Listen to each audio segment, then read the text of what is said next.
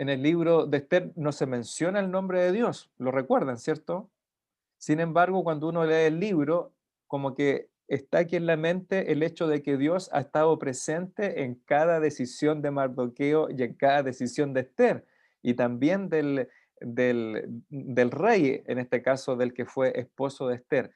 De la misma manera, no vemos de manera tan presencial a Dios en el libro de Ruth como podemos verlo en otros libros. Por ejemplo, en el libro de los jueces, donde constantemente, ¿verdad?, está el Espíritu viniendo sobre los jueces para capacitarlos para las obras de liberación respectiva, o vemos a Dios presente en el libro de Josué, después la vida de Samuel, llamándole directamente a Samuelito cuando era niño. Sin embargo, aquí en Ruth no vemos a Dios de esa manera, pero podemos ver a Dios obrando providencialmente detrás de escena, y como lo decían nuestros apuntes, casualmente. Ahora, yo les puse el casualmente en cursiva, ¿se fijaron? Porque yo creo que todos entendieron el doble sentido, es decir, que no es casualidad todo lo que sucedió, sino en la manera como generalmente vemos. Eh, y yo trataba de compartir también este testimonio hoy día en nuestro culto familiar a mis niñas, cómo yo también he experimentado eso en mi propia vida con Lorena, cómo Dios casualmente me fue llevando por estos caminos a mí, a Lorena.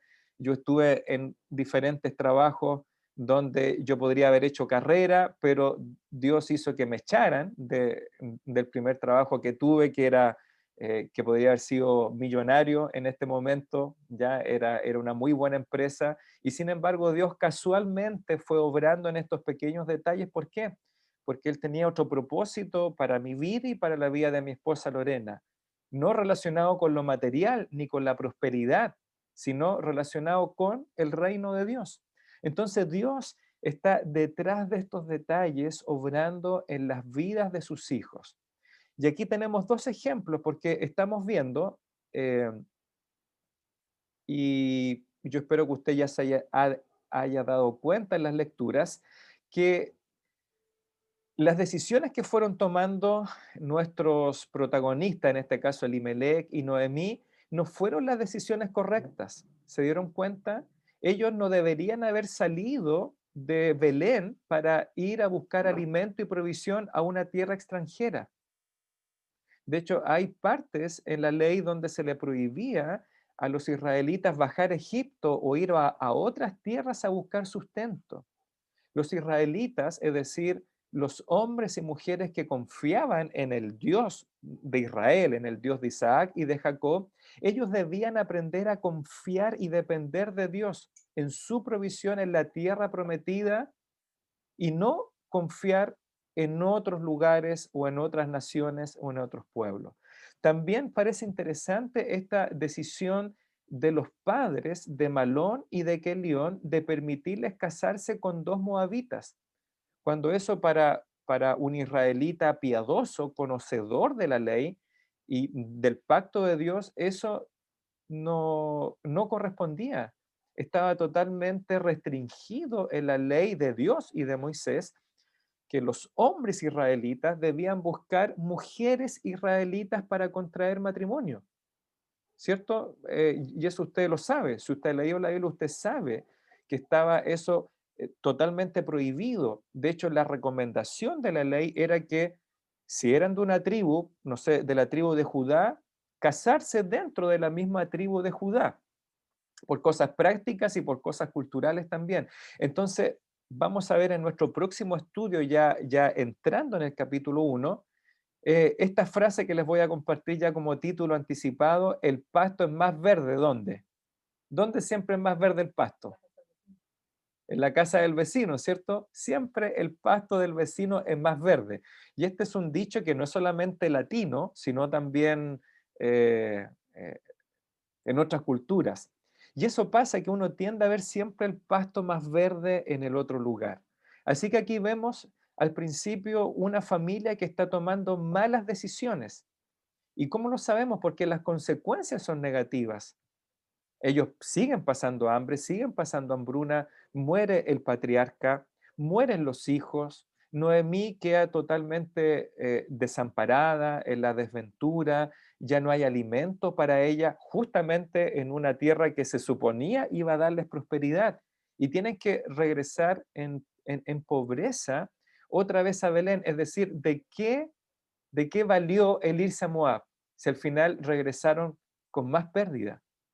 Salieron 4 y regresaron solamente 2 mujeres. ¿Se da cuenta? Pero aún así el Señor está escribiendo la historia de Noemí, pero principalmente la historia de Ruth. Es como si de alguna manera Dios orquestó todo esto o lo permitió, hablando más doctrinalmente, ¿verdad? Una voluntad activa o permisiva de Dios en esta circunstancia, pero es como si fuese necesario que de alguna manera Ruth llegase a la vida de Booz. ¿Para qué? Para unirse en matrimonio y continuar con este linaje de la gracia, con este linaje del futuro Mesías, que debía contener estos genes o esta genética de mujeres gentiles, como por ejemplo Rahab, que está en el linaje de Cristo, como también la misma Ruth. Entonces, hermanos, es necesario que, yo espero que hayan reflexionado en esto con sus respectivas familias, como dice, por ejemplo, Ruth capítulo 2, verso 3, cuando nos dice que Ruth fue pues llegando, espigó en el campo en pos de los segadores y aconteció. Y esta palabrita aconteció es como, tiene ese sentido como que casualmente aquella parte del campo era de Booz, que casualmente era de la familia de Elimelech, que casualmente ese día, como les puse ahí, estaba pasando, ¿verdad?, por los campos y casualmente se encuentra con Ruth, que estaba espigando o estaba recogiendo espigas de cebada de este cereal. Casualmente, Booz, ¿de quién era hijo? Si vemos lo que dice el texto, Booz era hijo de Rahab. Es decir, la mamá de Booz era una mujer gentil, que casualmente se encuentra una mujer gentil. ¿Puede ser este a lo mejor el motivo por el cual Booz es tan compasivo, es tan benevolente con una gentil Ruth? Porque tal vez su mamá también era gentil, en este caso Rahab, así que a lo mejor aquí hay algunas causas, ¿verdad?, de la benevolencia de este varón israelita de Belén hacia una mujer gentil que es, eh, que es Ruth. Ahora, la pregunta que yo les puse, ¿no es increíble cómo todo esto sucedió casualmente? No tanto, dice aquí el apunte. Este libro de Ruth revelará que Dios es el director en la sinfonía de nuestras vidas y que Él dirige todo para sus propósitos. Hermanos y hermanas, a veces creemos que, bueno, efectivamente Dios está escribiendo y redactando nuestras vidas con nuestros fallos, con nuestros errores, como también con nuestra obediencia de por medio. Pero a veces hay cosas, hay propósitos que van más allá de nuestra vida, que van a afectar a nuestra iglesia, van a afectar positivamente, me refiero, a nuestros hijos, a nuestros nietos y quizá a que otras generaciones que vienen. Entonces, a veces hay eventos, hermanos y hermanas, en nuestras vidas que no vamos a alcanzar a comprender por qué sucedieron. ¿Por qué ocurrió esto? ¿Por qué ocurrió este despido del trabajo? ¿Por qué ocurrió la muerte de este familiar? ¿Por qué ocurrió este accidente en mi vida? Bueno, Dios tiene propósitos que no alcanzamos a comprender ni a medir en nuestras propias existencias. Recién cuando estemos probablemente en la presencia del Señor, vamos a poder comprender y mirar hacia atrás y vamos a decir, ah, ahora entiendo lo que Dios permitió en mi vida, o ahora entiendo por qué Dios obró de esta manera, o ahora entiendo por qué Dios eh, eh, dirigió mi vida en esta dirección y no en esta otra dirección. Y a lo mejor ni siquiera ahí, porque, bueno, si el Señor no regresa antes, puede que pasen 2 o 3 generaciones en la cual comprendamos el por qué nuestras decisiones impactaron la vida de nuestros hijos, de nuestra iglesia o de alguna persona que nos rodea. ¿Qué es lo que tenemos que hacer entonces? Creer lo que dice Romanos 8:28. Y les quise compartir este versículo que es muy conocido, yo creo que por la mayoría de los creyentes. ¿Lo tienen ahí al frente? Dice, primero Romanos 8:1, ya porque es muy típico que nos encontremos en el lenguaje del mundo, es decir, de los no creyentes, no, si todo es para nuestro bien. No sé si ustedes recordarán hace una década atrás que había un personaje de Daniel Muñoz que decía, no, si todo es para bien, ¿cómo era? Todo es para nuestro bien. ¿Se recuerda, no? Que era un personaje muy chileno de Daniel Muñoz, que no recuerdo la frase, pero es como lo que es el típico, no, si esto es para bien, no, si esto es para mejor. Bueno, entre los creyentes, dice Romanos 8:1, primero que esto se está dirigiendo a los que están en Cristo Jesús. Es decir, todo lo que nos está hablando el apóstol Pablo en toda su carta a los romanos, pero específicamente lo que va a hablar acá, es para los que están en Cristo Jesús. Es decir, estos propósitos benignos de Dios, como por ejemplo que no hay ninguna condenación, es para los que están en Cristo Jesús. ¿Y cuál es una característica de aquellos que están en Cristo Jesús? Son los que no andan conforme a la carne, es decir, conforme a la naturaleza pecaminosa, sino que andan conforme al Espíritu. A veces hay muchas personas que han visitado una iglesia, incluso familiares conocidos que usted pueda tener. Una vez levantaron la mano, repitieron una oración profesando a Cristo, pero nunca más aparecieron en una congregación, nunca más vivieron conforme al Espíritu. Bueno, déjeme decirles que según la Escritura, nunca estuvieron en Cristo Jesús. Porque ¿cuál es la característica de los verdaderos creyentes? Aquellos que viven conforme al Espíritu Santo, conforme a la voluntad de Dios, no en perfección, porque aún los creyentes podemos caer y pecar y desobedecer a Dios, pero en el promedio de su vida son aquellos que vivimos conforme a la palabra de Dios. No debemos engañarnos. Y solamente para ellos, como dice el versículo 1, para nosotros los que creemos en Cristo Jesús, ¿qué es lo que dice esta promesa?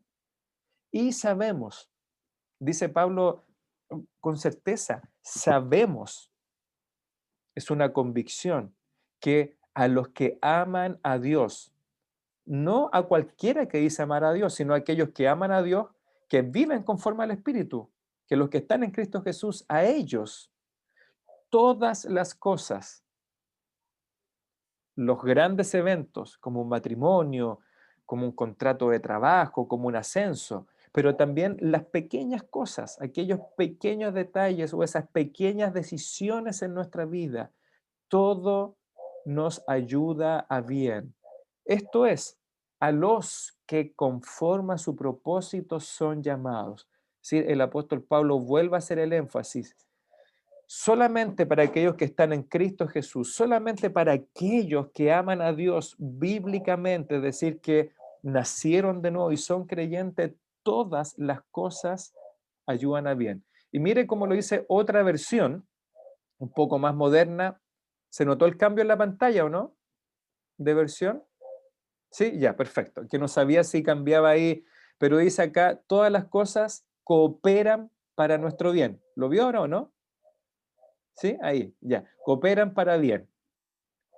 Esta es una versión que la Biblia de las Américas dice, y sabemos que para los que aman a Dios, todas las cosas cooperan para bien, o como dice acá, un alcance. Algunos manuscritos más antiguos dicen, Dios hace que todas las cosas cooperen para bien.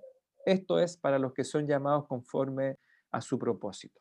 El propósito mío ahora no es estudiar exegéticamente Romanos 8:28, pero hermano, esto es lo que está detrás de la historia de Ruth, de Noemí y de Boaz. Esto es lo que está detrás.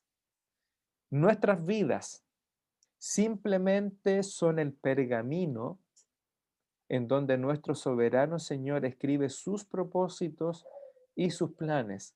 Su historia para nosotros es finalmente el drama de Dios en esta gran historia de la redención. Y eso es de lo que nos habla Ruth y Boaz. Yo recuerdo que mi esposa Lorena hace algunas semanas predicó a las mujeres, ¿se recuerda algo muy parecido en la vida de Job? Y Dios, hermanos, cuando permite nuestras tragedias y nuestras festividades, el nacimiento de un hijo, de una hija, un bautismo, una conversión, como también aquellas tragedias que ocurren en nuestra vida, si usted es un hijo o una hija de Dios, el Señor está haciendo esto para la gloria de Dios, para que Él sea glorificado. Y cuando nosotros, hermanos y hermanas, nos ajustamos a este esquema o diseño de Dios, le estamos rindiendo gloria y alabanza al escritor y el redactor de nuestras vidas. El problema es que a veces actuamos en desobediencia, respondemos con amargura como Noemí, respondemos con tristeza pecaminosa. Y ahí Dios no está recibiendo la gloria y la alabanza de la historia que Él está escribiendo. Usted, solamente quiero mencionárselo ahora que recordé a Job. Usted recuerda lo que le pasó a Job, ¿o no? Tragedias incomparables a lo que estamos viviendo nosotros. Sin embargo, ¿qué es lo que él hizo? Él adoró a Dios. No sé si el capítulo 1 o 2 lo dice, pero dice que Job adoró a Dios.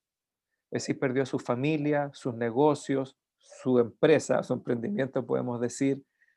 Eh, tuvo un tiempo difícil con su esposa. No sabemos qué pasó con ella, pero por lo menos al principio eh, hubo algo complicado, pero él adoró a Dios. Cuando David pierde a su hijito que había concebido con Betsabé, ¿se recuerda también esa historia? ¿Qué es lo que hace cuando su hijo muere, fallece después de nacer? David dice que se postró y adoró a Dios. Bueno, esas son las historias trágicas que Dios permite en la vida de sus hijos, de sus fieles. Y cuando nosotros actuamos como Ruth y respondemos como Ruth, el Señor recibe la gloria. Y Él tiene propósitos para nuestras vidas.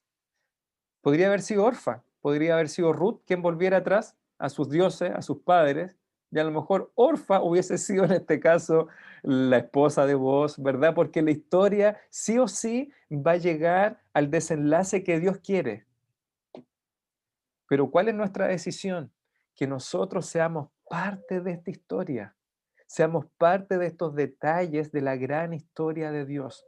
Por eso siempre yo lo he dicho en el pasado, ¿verdad? Cuando amonesto a los hermanos y los invito, yo les digo, hermano, vamos a salir a evangelizar. Es su decisión, usted se sube a la micro o se queda bajo la micro, pero Dios va a cumplir igual sus propósitos. Si nosotros como iglesia no hubiésemos negado a llevar el evangelio a Panquehue, Dios hubiese ocupado a otra iglesia, a otros creyentes, a otros conocidos. Pero ¿cuál es la idea? Que Dios haga la obra con nosotros. Esa es la maravilla. Y no sin nosotros, sino con nosotros. Y eso es lo que quiero que descubramos. Como dice acá nuestros apuntes, Dios también puede estar casualmente escribiendo la historia de tu vida, Vanessa, o Carla, que ustedes creo que son las más jovencitas que están acá, ¿verdad? Con toda una vida todavía por escribir, ¿verdad? Con decisiones para el futuro de sus trabajos, de sus carreras, de novios, de esposos, de familia. Dios puede estar casualmente escribiendo la historia de Vanessa, de Carla o también de Brunito. Aquí hay uno bien chiquitito que todavía no toma decisiones, pero que la historia va a depender ahora de sus padres, de la dirección que le dan, o también de Matías, que no está en pantalla, pero sabemos que está por ahí, o de Joshua, o de Jazmín. Bueno, Dios casualmente puede estar escribiendo la historia de tu vida. Y aquí terminamos con una ilustración, ¿cierto? Pero hay una frase que me gustó mucho. Dice, ningún fracaso es el final de la historia. Ningún fracaso es el final de la historia. Dígame aquí los hermanos con más edad o los que ya estamos en la edad media, ¿verdad? Entre, no sé, cerquita de los 40 años. ¿Cuántos fracasos hemos tenido? ¿Cuántos momentos de dolor, de tristeza, y hemos creído en nuestra juventud, en nuestra inexperta juventud, que ahí se terminó nuestra vida, ¿no? Se terminó la historia. A veces pasa con los jóvenes, cuando están muy jovencitos, que tuvieron un amor platónico, se enamoraron, pololearon, como decimos, y de repente se terminó ese noviazgo, se terminó ese pololeo, ¿y qué es lo que piensa uno en ese momento? Aquí se acabó la historia, no existe nadie más en el mundo.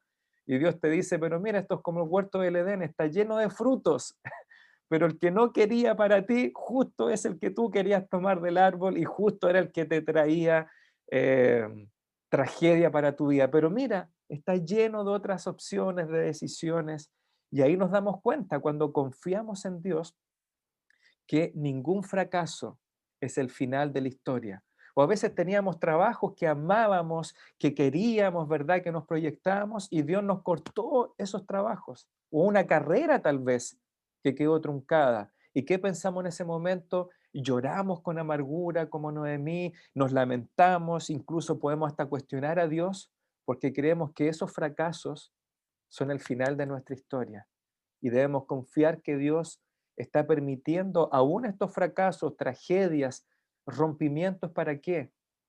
Para nuestro bien y para la gloria de Dios. Seamos como esta alumna universitaria que dice aquí en nuestros apuntes. Esta niña dijo en una conferencia sobre misiones, esta hoja en blanco representa mi vida, dijo ella. Levantó una hoja de papel, de carta o de oficio, no sé, pero en blanco. Ahora mi vida está dedicada a Cristo. Esta hoja simboliza que estoy dispuesta a lo que el Señor quiera para mi vida. Estoy dispuesta a todo en el Señor. Lo único que he hecho, dijo ella, es escribir mi nombre al final de la hoja. Lo demás todavía es desconocido, pero ya lo he firmado. Mi vida es del Señor. Ese es un acto de fe, no sé si es una historia real o ficticia, pero es bonita, ¿verdad? Esto es como firmar. Y eso es lo que hizo Ruth en el capítulo 1 cuando dice, tu Dios será mi Dios y tu pueblo será mi pueblo. Ruth no conocía Belén, nunca había estado allá, no sabía con qué hombres iba a encontrarse, con qué rechazo iba a encontrarse, porque los israelitas rechazaban a los extranjeros.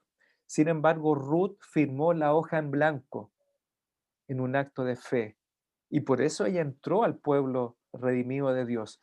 Ella firmó ahí al final de la hoja y entró a Belén con la hoja en blanco, confiando en el que el Dios de Noemí, y ahora que era el Dios de su propia vida, iba a escribir lo mejor para su vida y para las generaciones posteriores. Así que aquí comienza nuestra historia, por fin, ¿verdad? Para aquellos que les gusta ir más rápido de lo que yo les propongo en los apuntes, por fin, así comienza nuestra historia. Había una vez, como cuentan las historias de hadas, de príncipes, pero nuestro libro comienza, aconteció en los días. Así que les invito a poder reflexionar por qué el libro de Ruth está en la Biblia. No es solamente para conocer un príncipe azul, se dice, príncipe azul, ni una doncella como Ruth. No, tiene propósitos más profundos, más permanentes y espero que le demos el valor a este libro porque es palabra inspirada por Dios y estoy seguro que lo que vamos a estudiar con nuestras familias va a ser justamente entender que Dios está escribiendo la historia de nuestras vidas. Que Dios les bendiga, hermanos y hermanas.